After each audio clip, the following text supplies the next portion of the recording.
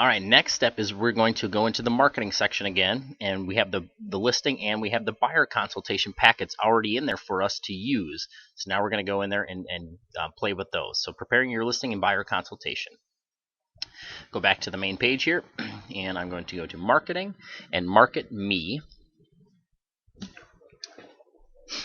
And then you will hit create marketing wherever it may reside on your screen. It's most likely right up here, but click on create marketing. And then presentations. We have the pre-listing, the listing, and the buyer consultation. I'm going to give you a tip here. When we load this, so market my business, market to buyers, buyer consultation. So here it is. I can preview it. I can look at the details, but I'm going to select it. It's got a lot of great information in here for me, and I don't have to recreate all of this. So now, project name. I'm going to call it my personal buyer presentation, which I've already done that. I'm going to call it that number 2. And then I have a folder called Buyer's Guide. If you do not, you just do new section and just, new subject folder and call it Buyer's Guide. I'll call it Buyer's Guide 2, which actually I'm not going to save that because I'm going to save this one into my Buyer's Guide folder. But if you didn't, you just type in the name and then hit next. And basically what that's doing is, as we looked before under your portfolio, that's where you access all of your files. And it's got them nice and organized for you. It puts them into the folders automatically for you. So it's naturally just keeping you organized. So then we hit next. And what I would do on this first one that you create, I would not put any client information in on it. I would only put your information on it and finish it, because then what you can do is anytime you're, and I'll point this out here, but anytime you have a new buyer, you just go into your portfolio, pull up this file, and then you can make a duplicate of it, and then that way you just take the duplicate and you go in and add your client information. You don't have to redo your own work. So I just look at this one.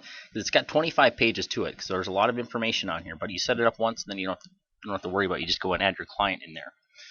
So there's my photo. I hit next, and enter your client name. I'm going to leave that blank for right now because I want to create one that does not have any client information in it, just my information. So then I can only come back and do those steps. Then hit next,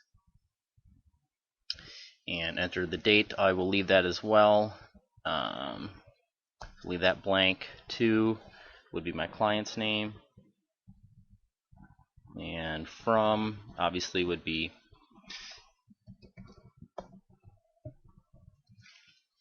myself. Sorry about that. And the information here, I like all the information. I don't have to customize it, but I do have the ability to do that. If I want to customize what is on here, I can do that. And agent name 1. Put my information in here, go to next, and I may bypass this just for time's sake. Here's where you change the photos. If you want to customize this and put your own logos and stuff like that, you can do that. So you can put your own information on that. I like what I have here. Compliments of Calvin Mergen. I'm going to leave prepared for alone. So I'm going to go next on all of these real quick. So just bear with me here. Reduce the characters. So click here. It's making me go through every page, and that's fine. And actually, I could. It's already saved it for me, so I could go through and customize this. I'm just going to skip the next, and now I can go to my portfolio, and it should be in there called Buyer's Guide 2. So if I go down to my projects, Buyer's Guide, and then I've got my personal buyer's presentation number 2. There it is. And I can make a duplicate of this, and then all I have to do is go in and edit it, and then I can, once I hit edit, I can go in there and put in that client's information. So I could actually call this buyer presentation for Joe Buyer.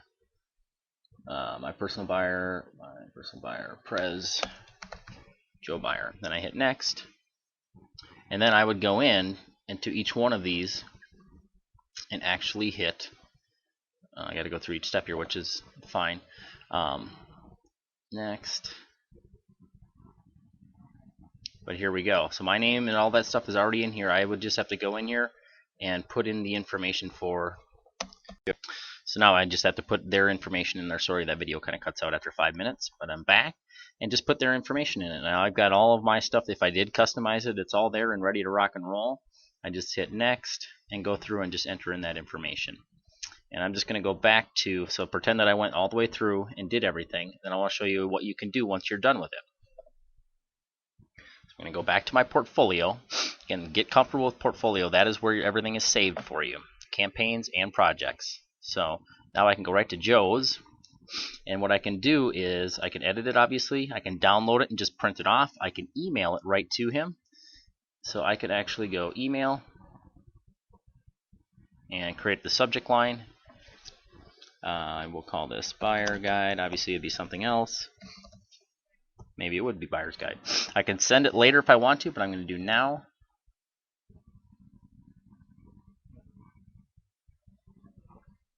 And it's going to ask me the contacts that I want to send this to. I'm actually going to send this to myself. So hopefully you already have Joe into your email.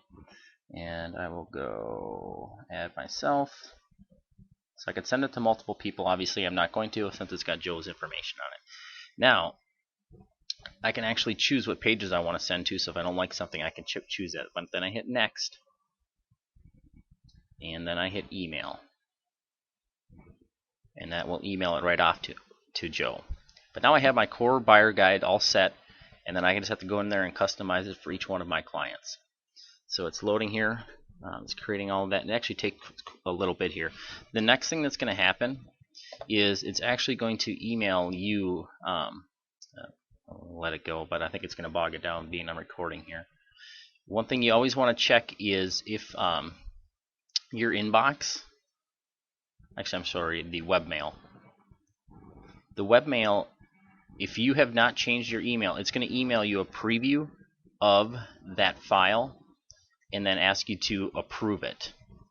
If you have changed in your website and your profile info, if you are using the external email and you have it in there, it will actually email you the proof to your external email. So then you would just check your standard email. Otherwise, you do have to check your webmail for that presentation. The email will be sent November 20 asking you to confirm the mail is accurate and should be delivered. So that's, a lot of people miss that step and they think it's sent to their client. And it's actually just kind of covering your butt a little bit, making sure that everything is right on that email. So it's going to email that to me, and it takes a little bit, so I won't bog the video down. But then all you do is you click on the link and it says approve it, and you are good to go.